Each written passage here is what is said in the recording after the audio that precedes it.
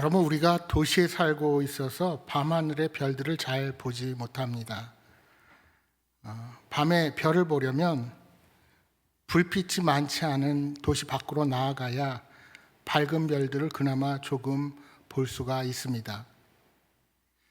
여러분, 천문대에 가보셨습니까?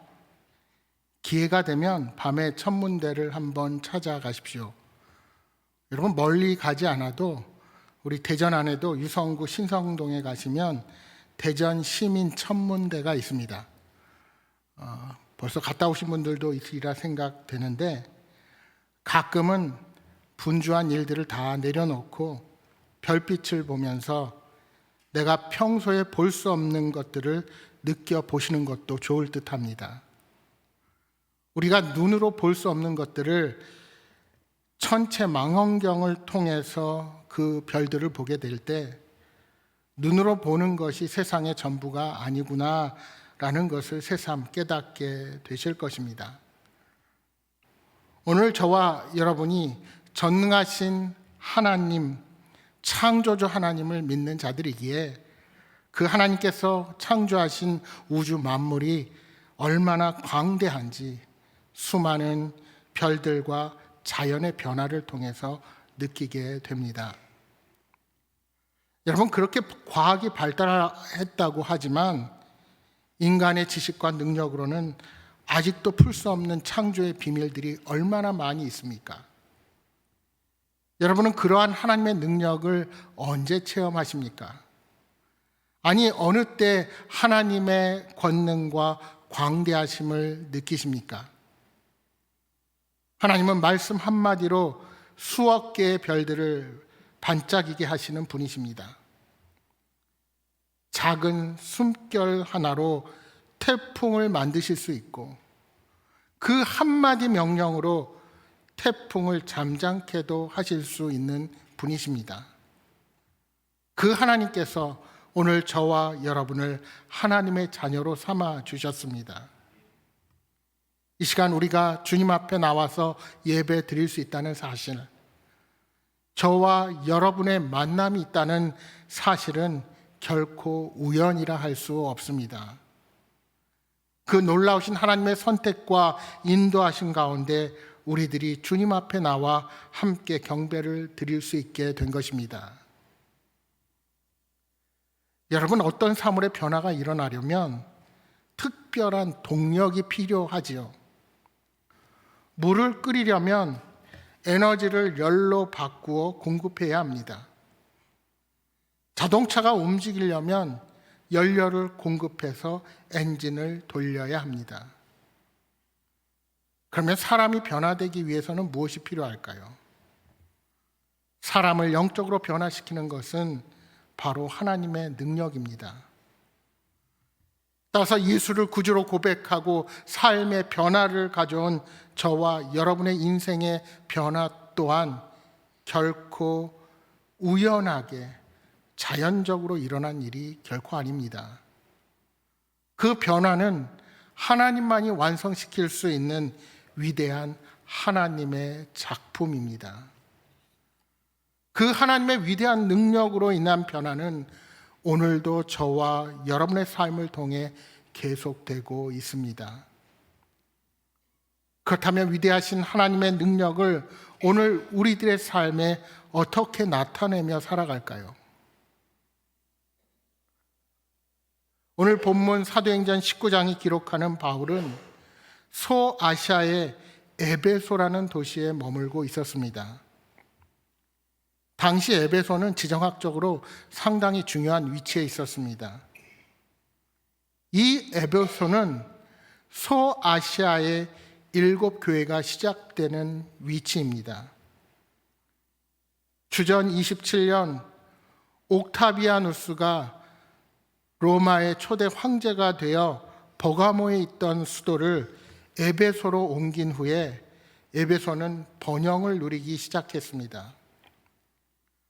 지금은 4km 정도의 바다가 매립되어 육지가 되었지만 당시 에베소는 좁은 해로로 바다에 인접한 항구 도시였습니다. 그래서 저기를 쭉 걸어 나가면 바로 항구가 나왔습니다. 항구에서 반대로 저쪽 방향에서 끝에서 반대로 항구에서 곧바로 길을 따라 들어오면 2만 5천 명을 수용할 수 있는 연극장이 있었고 수많은 건물과 2개의 대형 아고라, 즉 상가들이 밀집한 광장 같은 거리가 나왔습니다. 저기 지금 관광객들로 북적이는 저 곳을 쭉 따라 내려가서 꺾여져서 쭉 가면 바로 바닷가가 나옵니다. 뿐만 아니라 체육관, 공중 목욕탕, 공중 화장실 등이 이 도시의 위상을 드러내고 있습니다. 아니, 공중 화장실이 무슨 위상이냐 말씀할 수 있겠지요.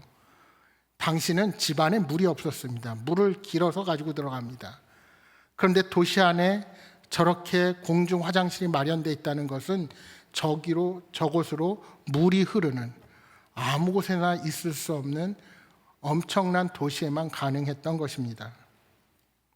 또한 에베소의 위용을 자랑하는 셀수스 도서관은 고대 세계 3대 도서관 중에 하나였습니다. 뿐만 아니라 이 도시 중심의 악권은 이 중심에서 2km 떨어진 곳에 세워진 아데미 신전으로 지금은 저렇게 기둥 하나만 남아있지만 아덴에 있는 파르테논 신전보다 4배나 커다란 고대 세계 7대 불가사의 중에 하나였습니다. 그러니까 바울이 그 도시에 도착해서 보았던 이 신전은 헬라 세계의 위용을 자랑하는 신전으로 로마 제국 곳곳에서 수많은 순례자와 관광객들이 몰려왔습니다. 바울은 이렇게 우상숭배자가 성행하고 많은 상업이 발달한 이 도시에서 가장 긴 시간 복음을 전하며 사역을 감당하게 됩니다. 그는 먼저 유대인들이 있는 에베소 회당에 들어가서 3개월 동안 말씀을 증거했습니다. 여러분, 3개월이라는 시간이 짧은 것 같아도 사실 그 3개월 동안 집중적으로 말씀을 전하는 것은 오늘날로 말하면 인텐시브 코스, 말하자면 집중 교육이 가능한 상당히 긴 기간 동안 말씀을 전한 것이라 할 수 있습니다. 그런데 오늘 본문에 어떤 사람들은 마음이 굳어 순종하지 않고 무리 앞에서 이 도를 비방했다고 말씀합니다. 여기에 굳어졌다 하는 동사는 그 원어적 의미가 출애굽 당시에 바로의 마음을 완악하게 했다 하는 이 완악하다라는 동사와 같습니다. 이것은 우리가 마태복음에 보시면 씨 뿌리는 비유에서 길가에 뿌려진 씨에 해당한다 할 수 있습니다. 길가에 뿌려진 씨는 강팍한 마음으로 인하여 말씀이 선포되어도 전혀 들리지 않는 그러한 사람들에게 쓰이는 말이 바로 길가에 뿌려진 씨입니다. 바울은 이제 그런 완악한 자들을 떠나 제자들을 따로 세우고 두란노 서원에서 날마다 강론하게 됩니다. 바울이 두란노 서원에서 제자들을 가르치는 2년 동안 에베소에는 하나님의 말씀이 퍼지게 됩니다. 본문 10절의 말씀에 보시면 아시아에 사는 자는 유대인이나 헬라인이나 다 주의 말씀을 들었다고 증언합니다. 그리고 이때 하나님의 능력도 풍성하게 드러나게 된 것입니다. 어떻게 하면 이렇게 놀라운 일이 일어날 수 있었을까요? 무엇보다 그 이유를 후에 에베소 장로들에게 하는 바울의 증언에서 우리가 추측해 볼 수 있습니다. 사도행전 20장 31절 32절에 바울은 이렇게 말합니다. 그러므로 여러분이 일깨어 내가 3년이나 밤낮 쉬지 않고 눈물로 각 사람을 훈계하던 것을 기억하라. 지금 내가 여러분을 주와 및 그 은혜의 말씀에 부탁하노니 그 말씀이 여러분을 능히 든든히 세우사 거룩하게 하심을 입은 모든 자 가운데 기업이 있게 하시리라. 유대 회당에서 3개월, 두란노 서원에서 2년, 그는 횟수로 3년이 되는 그의 사역 방식으로는 가장 최장 기간 에베소에 머물면서 복음을 전했습니다. 바울이 그렇게 오랜 시간 에베소에 머물게 된 것은 결코 에베소의 사람들이 그를 반겨서가 아니었습니다. 고린도전서 16장 8절 9절에는 이렇게 증언하고 있습니다.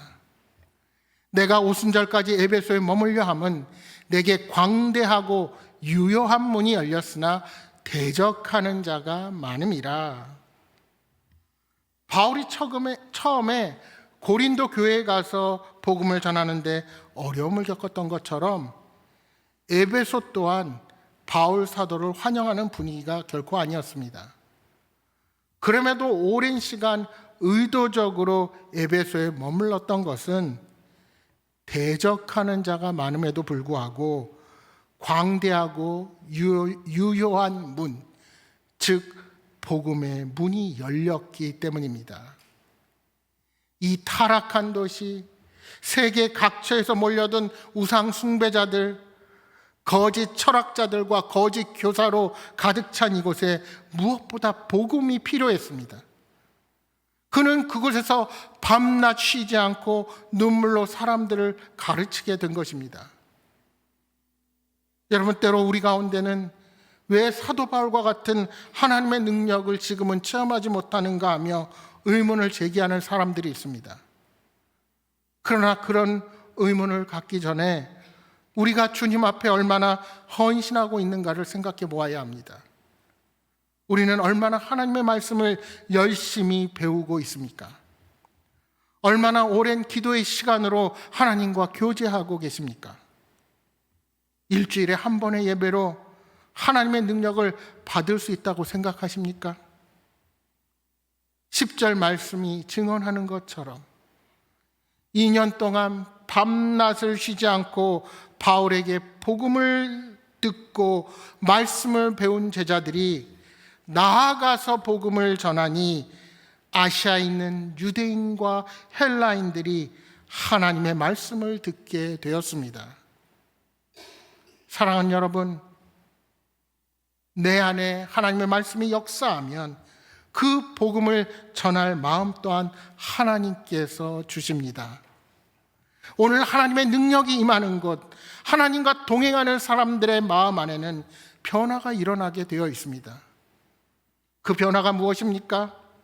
세상 사람들을 바라보는 마음의 태도가 변화하게 됩니다.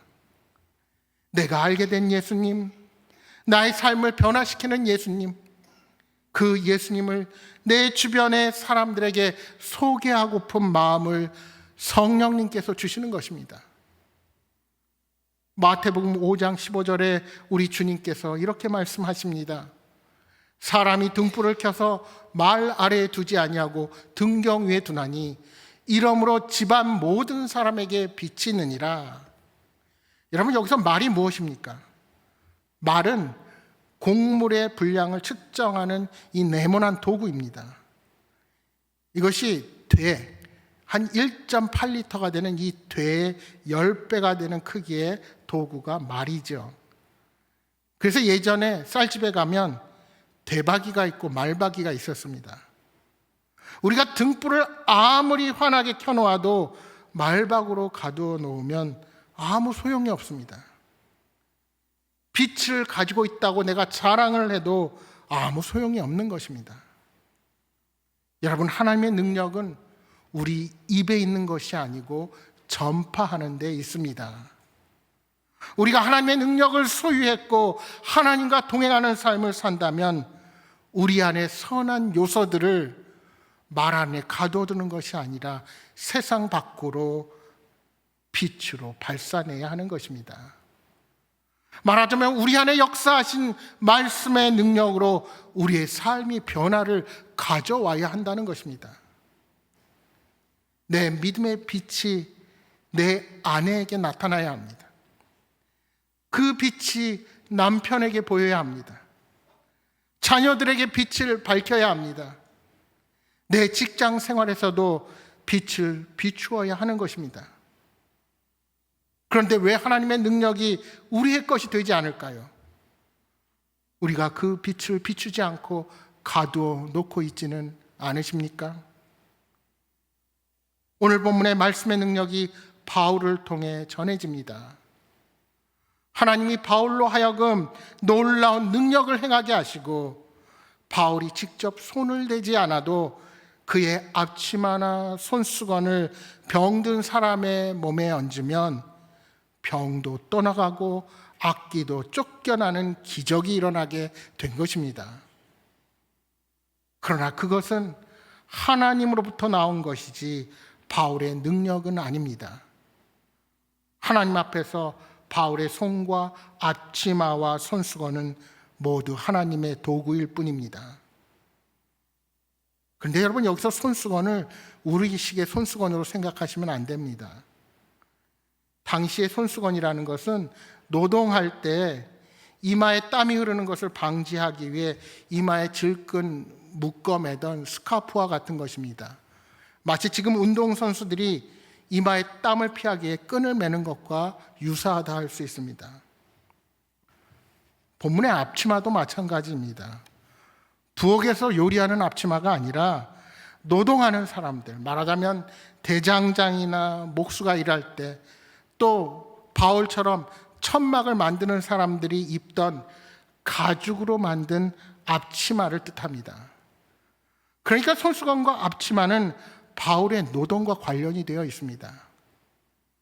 오늘 본문 11절에 놀라운 능력을 행하셨다고 말씀할 때 원어적 의미를 살펴보면 우리가 놀라운 능력이라는 말보다는 이례적인 능력, 특별한 능력이라고 말하는 것이 더 원어적인 의미에 가깝습니다.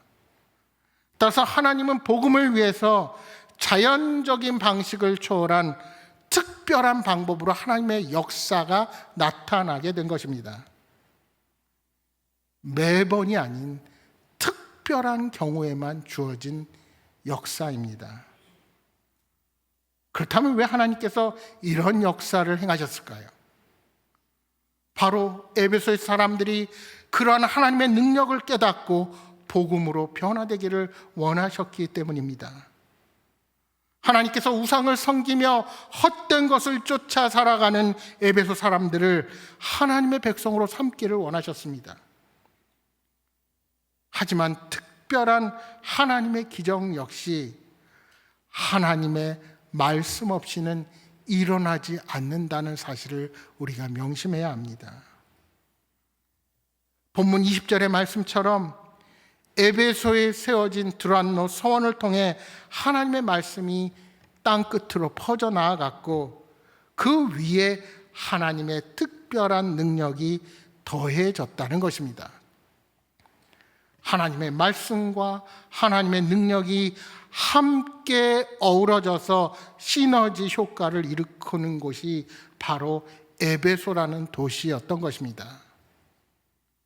여러분, 말씀드린 것처럼 바울이 땀을 닦는 손수건과 생계를 위해 일을 할 때 필요한 앞치마를 언급하고 있는 것은 바울이 에베소에서도 고린도 교회에서 천막을 길면서 일했던 것처럼 복음을 전하며 강론하는 아주 바쁜 삶을 살았다는 것을 우리에게 보여줍니다.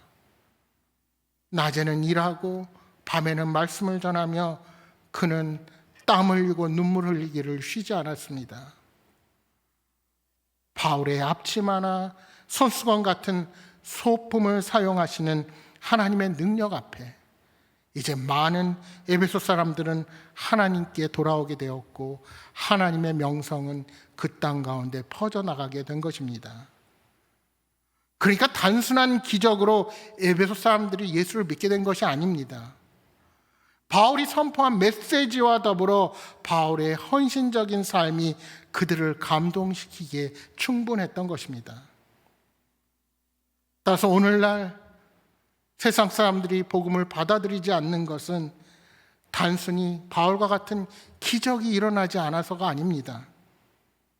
여러분, 지금도 복음을 급박하게 필요로 하는 아프리카를 비롯한 회교권의 선교사님들의 증언을 들어보면 생각지 못했던 초자연적인 역사가 동일하게 일어나고 있습니다. 그럼 무엇이 문제입니까? 결국 문제는 우리 안에 말씀에 사모함이 없고 말씀 앞에 순종함이 없는 결과로 성령님께서 일하시고 싶어도 일하시지 못하는 것입니다. 더군다나 여러분, 기적 자체만을 바라보고 기도하지 마십시오.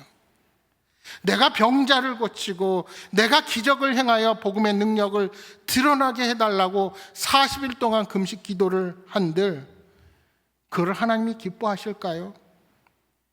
오히려 그 시간에 오늘 하나님께서 저와 여러분에게 주신 일들을 통하여 복음의 선한 영향력을 드러내고 더욱 말씀으로 무장하여 복음을 선포하는 담대한 그리스도인으로 성장하기를 우리 하나님은 바라십니다. 바라기는 우리에게 있는 모든 것들이 하나님을 알리고 높여드리는 도구가 되기를 축복합니다. 바울의 손으로 놀라운 능력을 행하게 하신 것은 성령 하나님이십니다. 그것이 바울 자체의 능력이 아니라는 것을 명심하시기 바랍니다. 여러분, 사도 바울이 그렇게 하나님의 도구로 병자를 고치고도 자신의 병은 고치지 못한 것은 어떤 이유가 있을까요? 여러분, 무엇이 하나님의 증거입니까? 기적이 나타나는 것만 하나님의 증거가 아닙니다. 바울은 자신의 고쳐지지 않는 질병으로 인해, 육신의 가시로 인해 하나님께 간절히 기도했습니다. 그런데도 하나님께서 그 병을 고쳐주시지 않고 뭐라고 바울에게 말씀하십니까? 내 은혜가 내게 족하도다. 이는 내가 약한 데서 온전하여 짐이라 하고 응답하십니다. 그렇습니다. 바울이 자신이 약할 때 강한 주님을 발견하고 더욱 기쁨으로 사명을 감당하는 자로 섰음을 생각하며 오늘 우리들도 우리에게 있는 고난과 삶의 역경 앞에서 좌절하는 자가 아니라 내가 약할 때 강한 그 주님을 더욱 붙들고 나아가는 저와 여러분이 되기를 주님의 이름으로 축복합니다. 오늘 본문 말씀처럼 때로는 신앙생활을 하다 보면 신비한 경험을 할 때가 있습니다. 그런데 그것이 하나님의 능력인지 마귀의 일인지 우리는 늘 분별해야 합니다. 만약 이런 일 앞에서 바르게 분별하지 못하면 개인과 교회가 해를 입기도 합니다. 따라서 분별하기 위한 기준이 오늘 우리에게 필요합니다. 바울이 에베소에서 행했던 일은 하나님의 능력과 마귀의 그 마술을 분별하는 중요한 기준을 우리에게 제공합니다. 여러분, 그 기준이 무엇입니까? 바울은 자신의 그 능력을 행하고 나서 자신을 높이거나 자신의 어떠한 이익을 취하지 않았습니다. 바울의 모든 삶은 오직 하나님의 영광만을 위한 삶이었습니다. 하나님의 능력을 바르게 드러내는 자들은 그것이 자신의 능력이 아님을 알기에 겸손하게 자기 유익을 구하지 않습니다. 당시 유대인이라면 당연히 율법이 금지한 주술을 정죄하고 멀리해야 했습니다. 그런데 오늘 본문에 보시면 오히려 마술을 통해서 돈을 벌고 그것으로 이익을 취하는 많은 사람들이 있었습니다. 더군다나 이들 가운데 이를 시험 삼아 바울이 전파하는 예수를 의지하여 악귀에게 명령을 합니다. 여러분, 이것은 진정으로 예수를 의지하는 행태가 아닙니다. 전형적인 주술사들처럼 예수를 믿어서가 아니라 바울과 예수라는 이름을 마치 부적이나 주문처럼 사용하여 악귀를 쫓아내겠다는 태도입니다. 그리고 그 결과가 어떻게 드러납니까? 19장 15절과 16절을 다시 보십시오. 악귀가 대답하여 이르되 내가 예수도 알고 바울도 알거니와 너희는 누구냐 하며 악기 들린 사람이 그들에게 뛰어올라 눌러 이기니 그들이 상하여 벗은 몸으로 그 집에서 도망하는지라. 이들은 결국 악기에게 패하여 창피를 당하게 됩니다. 이 일을 함께했던 제사장 스게와의 7 아들들은 상하고 벗은 몸으로 도망치기에 이른 것입니다. 그리고 이러한 모습을 보고 유대 사람들과 헬라인들이 자신들의 악한 행위들을 고백하고 마술하던 자들은 그 책을 다 모아다가 사람들이 보는 앞에서 태워버리게 됩니다.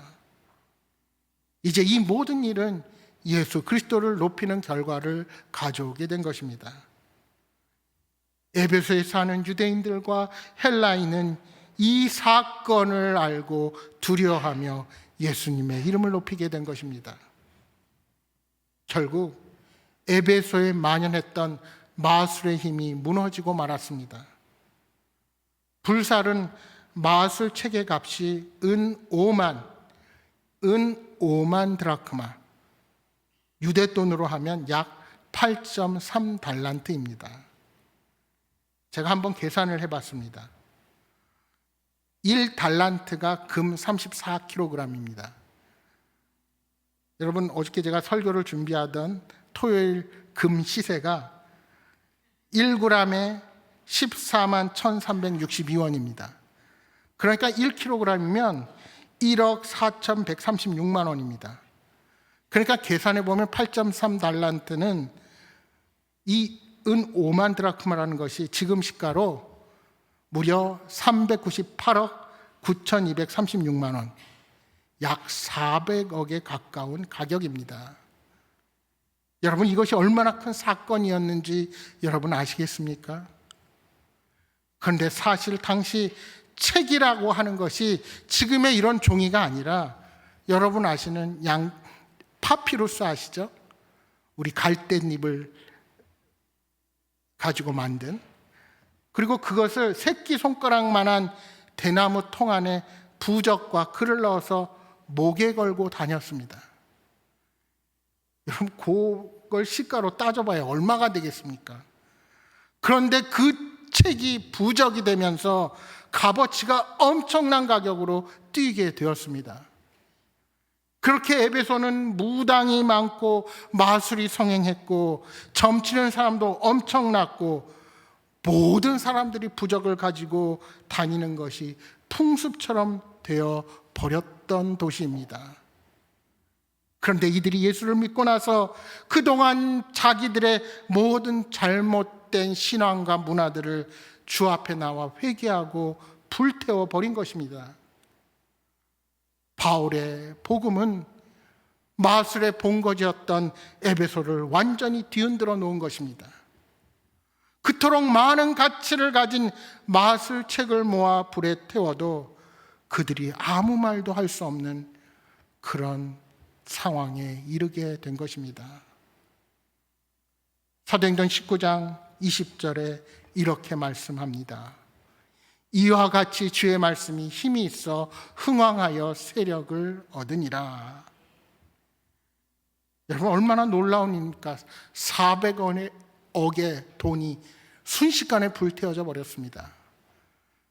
여러분, 바울이 그 상황에서 마음만 먹었다면 에베소의 수많은 지지자들을 거느린 세력가가 될 수도 있었을 것입니다.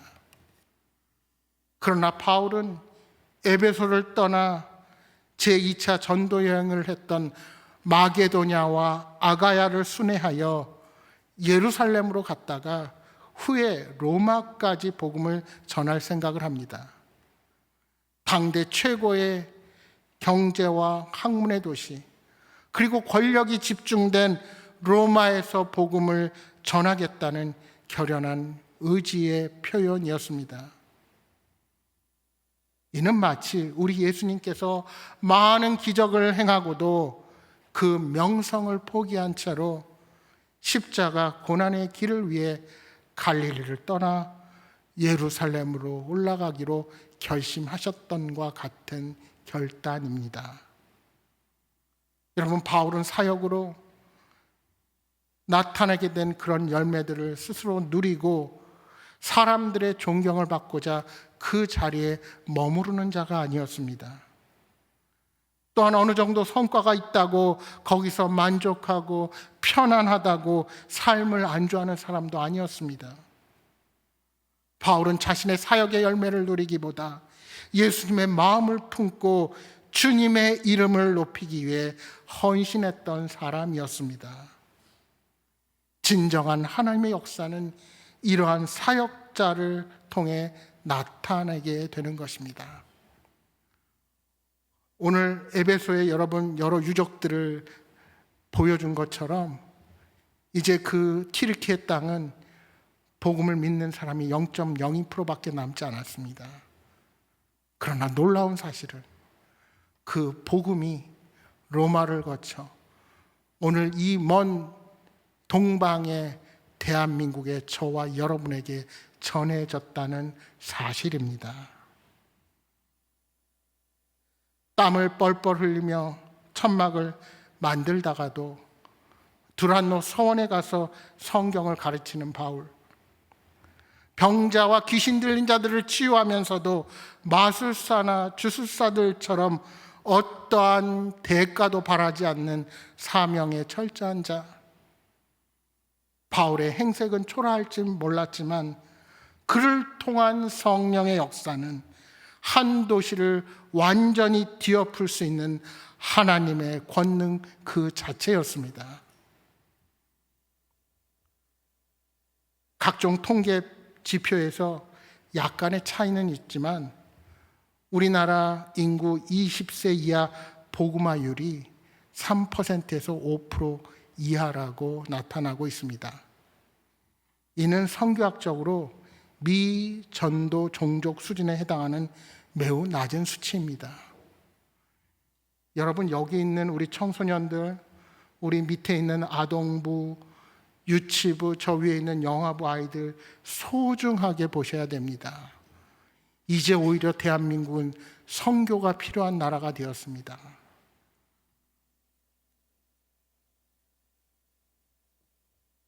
참으로 어려운 영적인 시기를 우리가 보내고 있습니다. 이러한 때 저와 여러분이 해야 할 일이 무엇입니까? 초대교회나 지금이나 주의 말씀에는 동일한 능력이 있습니다. 문제는 그 복음의 능력 앞에 우리가 최선을 다하지 못하고 있는 것이 문제입니다. 여러분, 한국 초기 교회사를 보면 20세기 초에 평양의 복음이 전해지고 교회가 부흥되었을 때 평양의 술집과 기생들이 생계의 위협을 받게 되자 당시 평양의 기생조합에서 대표적인 두 목사님을 무너뜨리려고 기생 대표를 뽑아 유혹 작전을 썼다는 기록이 있습니다. 여러분, 오늘 우리들은 하나님의 말씀 앞에서 어떤 자세를 보이고 있는지 우리 스스로를 점검해 보아야 할 것입니다. 사랑하는 여러분, 복음이 전해지는 곳에 반드시 하나님의 능력이 나타납니다. 바라기는 성령 하나님께서 일하신다는 확신을 가지고 최선을 다한 믿음의 경주를 쉬지 않는 저와 여러분이 되시기를 주님의 이름으로 축복합니다.